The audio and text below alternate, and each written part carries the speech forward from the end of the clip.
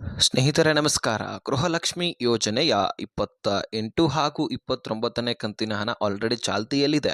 So ಇವುಗಳನ್ನು ಹೊರತುಪಡಿಸಿನೇ ಇನ್ನೂ 4 ಕಂತುಗಳು ಸರ್ಕಾರ ನಿಮ್ಮ ಖಾತೆಗಳಿಗೆ ಜಮಾ ಮಾಡಬೇಕು. ಅಂದರೆ 4 ಕಂತುಗಳಂದರೆ 8,000, 2,000, 2,000 ಮತ್ತೆ 2,000, 2,000ದಂತೆ ನಿಮ್ಮ ಅಕೌಂಟ್ಗಳಿಗೆ ಜಮಾ ಮಾಡ್ತಾ ಇದ್ದಾರೆ. ಈಗಾಗಲೇ ನೀವು ನೋಡಿರಬಹುದು 15 ದಿನದ ಒಳಗಾಗಿನೇ ಈ 2 ಕಂತುಗಳನ್ನು ನೀವು ಪಡ್ಕೊಂಡಿದ್ದೀರಿ. ಬರೀ 2,000 ಅಷ್ಟೇ ಅಲ್ಲ, 4,000 ದುಡ್ಡನ್ನು ಪಡ್ಕೊಂಡಿದ್ದೀರಿ ಸ್ನೇಹಿತರೆ. ಇವುಗಳನ್ನು ಅಷ್ಟೇ ಅಲ್ಲದೆ ಈ ಹಿಂದಿನ ದಿನಗಳಲ್ಲಿ ಕೂಡ ನೀವು 4ರಿಂದ 5 ಕಂತುಗಳನ್ನು ಪಡ್ಕೊಳ್ತೀರಿ. ಹಾಗಾದರೆ ಆ ಕಂತುಗಳ ಬಗ್ಗೆ, ಈಗ ಬರಬೇಕಾಗಿರತಕ್ಕಂತಹ ಕಂತುಗಳ ಬಗ್ಗೆ, ಜೊತೆಗೆ ಈಗಾಗಲೇ 28ನೇ ಕಂತಿನ ಹಣ ಸಾಕಷ್ಟು ಜಿಲ್ಲೆಗಳಿಗೆ ಜಮಾ ಆಗಿದೆ, 29ನೇ ಕಂತಿನ ಹಣ ಪ್ರಾರಂಭವಾಗ್ತಾ ಇದೆ. ಅದು ಯಾವ್ಯಾವ ಜಿಲ್ಲೆಗಳಿಗೆ ಬರ್ತಾ ಇದೆ, ಇದೆಲ್ಲದ ವಿಷಯದ ಕುರಿತಾಗಿ ಸಂಪೂರ್ಣ ಮಾಹಿತಿಯನ್ನು ಈ ವಿಡಿಯೋದಲ್ಲಿ ತಿಳಿಸಿಕೊಡುವಂತಹ ಪ್ರಯತ್ನ ಮಾಡ್ತೀನಿ. ಸೊ ನೀವು ಈ ವಿಡಿಯೋನ ಆದಷ್ಟು ಕೊನೆವರೆಗೂ ವಾಚ್ ಮಾಡಲಿಕ್ಕೆ ಪ್ರಯತ್ನ ಮಾಡಿ. ಸ್ನೇಹಿತರೆ, ಈ ಗೃಹಲಕ್ಷ್ಮಿ ಯೋಜನೆಯಲ್ಲಿ 29ನೇ ಕಂತಿನ ಹಣ ತನಕ ಬಂದಿದೆ. 29ನೇ ಕಂತಿನ ಹಣವನ್ನು ನೀವು ಪಡ್ಕೊಂಡಿದ್ದೆ ಆದರೆ ಟೋಟಲಿ 58,000 ದುಡ್ಡನ್ನು ಪ್ರತಿಯೊಬ್ಬ ಮಹಿಳೆಯರ ಖಾತೆಗಳಿಗೆ ಸರ್ಕಾರ ರಿಲೀಸ್ ಮಾಡ್ದಂಗಾಗತ್ತೆ. ಸುಮಾರು 1,22,00,000 ಫಲಾನುಭವಿಗಳಿದ್ದೀರಿ. ಪ್ರತಿಯೊಬ್ಬರಿಗೂ ಕೂಡ 58,000 ಅಂದರೆ ನೀವೇ ಥಿಂಕ್ ಮಾಡಿ ಎಷ್ಟೊಂದು ಹೆಲ್ಪ್ ಆಗಿರಬಹುದು ನಿಮಗೆ. ಹಾಗಾದರೆ ಈ 28ನೇ ಕಂತಿನ ಹಣ ಈಗಾಗಲೇ ಪ್ರಾರಂಭವಾಗಿದ್ದು ಮುಖ್ಯವಾಗಿ ಬೆಂಗಳೂರು ನಗರ ಮತ್ತು ಬೆಂಗಳೂರು ಗ್ರಾಮಾಂತರ ಜಿಲ್ಲೆಗಳಿಗೆ ಬರುತ್ತೆ.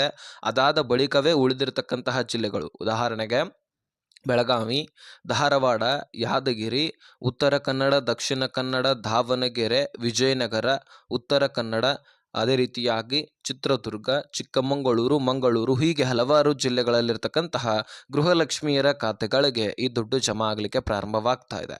ಮುಖ್ಯವಾಗಿ ಬೆಂಗಳೂರು ನಗರ ಮತ್ತು ಬೆಂಗಳೂರು ಗ್ರಾಮಾಂತರ ಯಾಕೆ ಅಂತ ನಾನು ಹೇಳಿದ್ನಿ ಅಂದರೆ, ನಿಮಗೆ ಈ ಗೃಹಲಕ್ಷ್ಮಿ ಯೋಜನೆಯ ಪ್ರೊಸೆಸರ್ ಬಗ್ಗೆನೂ ಕೂಡ ತಿಳಿಸ್ತೀನಿ. ದಿಢೀರನೆ ಹಣಕಾಸು ಇಲಾಖೆಯಿಂದ ದುಡ್ಡು ರಿಲೀಸ್ ಆಯ್ತಂದ್ರೆ ನಿಮ್ಮ ಖಾತೆಗಳಿಗೆ ಬಂದು ತಲುಪಲ್ಲ. ಅದರದ್ದೇ ಆದಂತಹ ಪ್ರೊಸೆಸರ್ ಇದೆ, DBT ತನಕ ಹೋಗಬೇಕು ದುಡ್ಡು. ಹಾಗಾಗಿ ಈಗ ಹಣಕಾಸು ಇಲಾಖೆಯಿಂದ ದುಡ್ಡು ರಿಲೀಸ್ ಆಗಬೇಕಂದ್ರೆ ಮೊದಲನೇದಾಗಿ ಮಹಿಳಾ ಮತ್ತು ಮಕ್ಕಳ ಕಲ್ಯಾಣ ಇಲಾಖೆಯ ಸಚಿವೆಯಾದಂತಹ ಲಕ್ಷ್ಮೀ ಹೆಬ್ಬಾಳ್ಕರ್ ಮೇಡಮ್ ಅವರು ಒಂದು ನೋಟಿಸನ್ನು ಕಳಿಸ್ಬೇಕಾಗತ್ತೆ ಹಣಕಾಸು ಇಲಾಖೆಗೆ. ಈ ಕಂತನ್ನು ನಾವು ರಿಲೀಸ್ ಮಾಡಬೇಕಾಗಿದೆ, ಈ ಯೋಜನೆಯಲ್ಲಿ ಇಂತಿಷ್ಟು ಮಹಿಳೆಯರಿದ್ದಾರೆ, ಇಂತಿಷ್ಟು ಖರ್ಚು ವೆಚ್ಚ ಇದೆ, ಈ ಫಂಡ್ ನಮಗೆ ಬೇಕು, ಈ ರೀತಿ ಒಂದು ನೋಟಿಸ್ ಕಳಿಸಿದ ತಕ್ಷಣ ಅಲ್ಲಿಂದ ದುಡ್ಡು ರಿಲೀಸ್ ಆಗುತ್ತೆ. ಮಹಿಳಾ ಮತ್ತು ಮಕ್ಕಳ ಕಲ್ಯಾಣ ಇಲಾಖೆಗೆ ಬಂದು DBT ಟ್ರೆಜರಿಗೆ ಪುಷ್ ಆಗಲ್ಲ, ಡೈರೆಕ್ಟ್ ಆಗಿ ಅದರದೇ ಆದಂತಹ ಪ್ರೊಸೆಸರ್ ಇರುತ್ತೆ. ಅಲ್ಲಿಂದ 35 ತಾಲೂಕು ಗ್ರಾಮ ಪಂಚಾಯಿತಿಗಳಿಗೆ ದುಡ್ಡನ್ನು ಕಳುಹಿಸಲಾಗುತ್ತೆ. ಆ 35 ತಾಲೂಕು ಗ್ರಾಮ ಪಂಚಾಯಿತಿಗಳು ಇದೇ ಬೆಂಗಳೂರು ನಗರ ಮತ್ತು ಬೆಂಗಳೂರು ಗ್ರಾಮಾಂತರ ಸುತ್ತಮುತ್ತ ಇರತಕ್ಕಂತಹ ಗ್ರಾಮ ಪಂಚಾಯಿತಿಗಳು. ಹೀಗಾಗಿ ಆ ಎಲ್ಲ ಗ್ರಾಮ ಪಂಚಾಯಿತಿಗಳಲ್ಲಿ ದುಡ್ಡು ಹೋಗುತ್ತೆ. ಅದರದೇ ಆದಂತಹ ಎಲ್ಲ ಪ್ರೊಸೆಸರನ್ನು ಮುಗಿಸ್ಕೊಳ್ಳಲಾಗತ್ತೆ. ಅಲ್ಲಿಂದ ಪ್ರೊಸೆಸರ್ ಮುಗಿಸ್ಕೊಂಡ ತಕ್ಷಣ ಮರಳಿ ಏನಾಗುತ್ತೆ, ಮಹಿಳಾ ಮತ್ತು ಮಕ್ಕಳ ಕಲ್ಯಾಣ ಇಲಾಖೆಗೆ ದುಡ್ಡು ಬರುತ್ತೆ. ಅಲ್ಲಿ ಉಳಿದಂತಹ ಅಲ್ಪ ಸ್ವಲ್ಪ ಪ್ರೊಸೆಸರನ್ನು ಮುಗಿಸ್ಕೊಂಡು ಅಲ್ಲಿಂದ DBT ಟ್ರೆಜರಿಗೆ ಪುಷ್ ಆಗಲಾಗತ್ತೆ.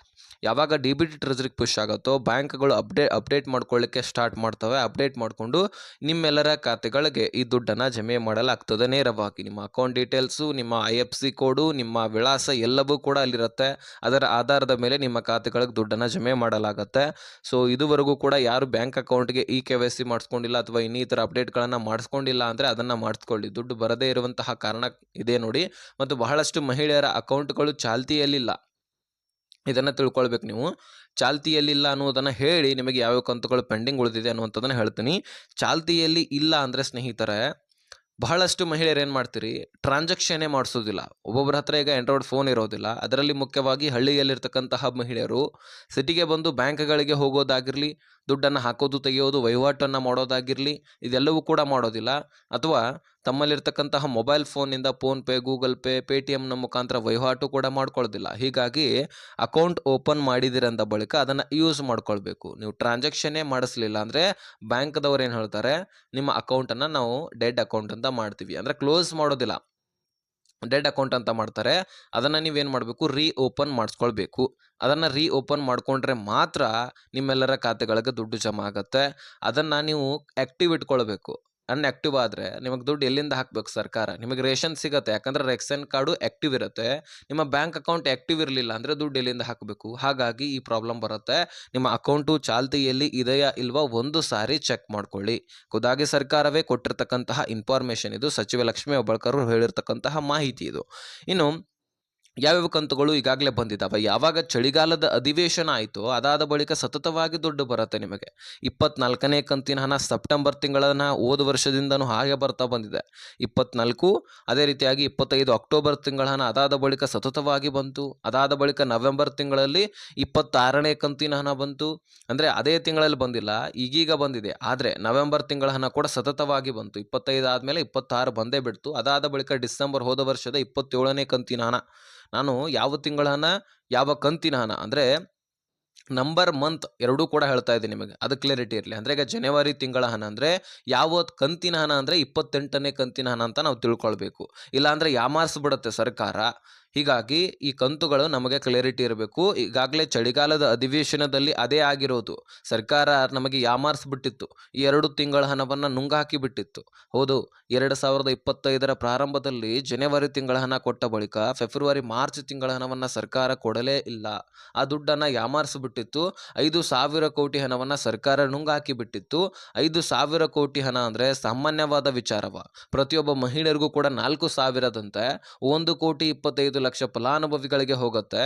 ಹೀಗಾಗಿ ಇದು ಸಾಮಾನ್ಯ ವಿಚಾರವಂತರು ಅಲ್ಲವೇ ಅಲ್ಲ. ಹೀಗಾಗಿ ಬಿಜೆಪಿ ನಾಯಕರು ಇದರ ಬಗ್ಗೆ ಮಾಹಿತಿಯನ್ನು ಕಲೆಕ್ಟ್ ಮಾಡ್ಕೊಂಡು ಬಂದಿದ್ರು ಅನ್ಸುತ್ತೆ. ಚಳಿಗಾಲದ ಅಧಿವೇಶನದಲ್ಲಿ ಇದರ ಬಗ್ಗೆ ಸಾಕಷ್ಟು ಚರ್ಚೆ ನಡೆಯುತ್ತೆ.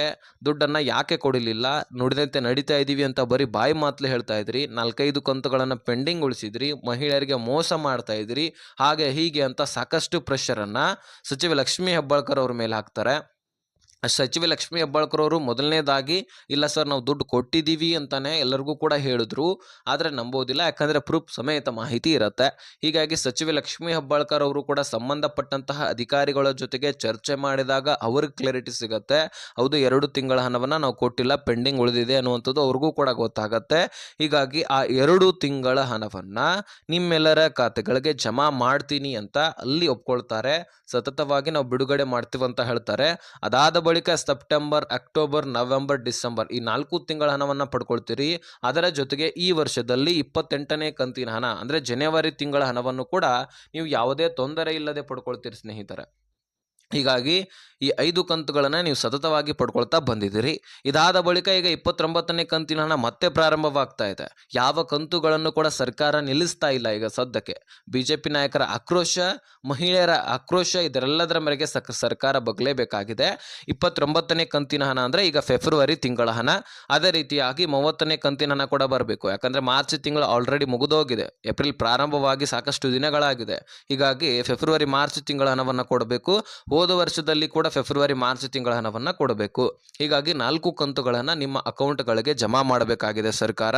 ಹೀಗಾಗಿ 8,000 ದುಡ್ಡನ್ನು ಪ್ರತಿಯೊಬ್ಬ ಮಹಿಳೆಯರು ಕೂಡ ಪಡ್ಕೊಳ್ತೀರಿ ಅಂತ ನಾನು ಹೇಳಿದೆ. ಯಾಕಂದರೆ ಈ ವರ್ಷದಲ್ಲಿ 28,608 ಕೋಟಿಯಷ್ಟು ದುಡ್ಡನ್ನು ಸರ್ಕಾರ ಮೀಸಲಿಡಿದೆ. ಅಂದರೆ ಗೃಹಲಕ್ಷ್ಮಿ ಯೋಜನೆಯಲ್ಲಿ ಮೀಸಲಿಟ್ಟಿದೆ. ಅಷ್ಟು ದುಡ್ಡನ್ನು ನೀವು ಯಾವುದೇ ತೊಂದರೆ ಇಲ್ಲದೆ ಪಡ್ಕೊಳ್ಬಹುದು.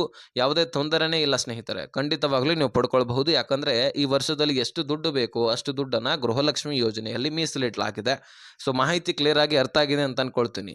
ಸೊ ವಿಡಿಯೋ ನೋಡಿದಕ್ಕಂತರೂ ಧನ್ಯವಾದ. ಈ ವಿಷಯವನ್ನು ಆದಷ್ಟು ಎಲ್ಲ ಗೃಹಲಕ್ಷ್ಮಿಯರಿಗೆ ಶೇರ್ ಮಾಡಿ, ಅವ್ರಿಗೂ ಕೂಡ ಗೊತ್ತಾಗಲಿ.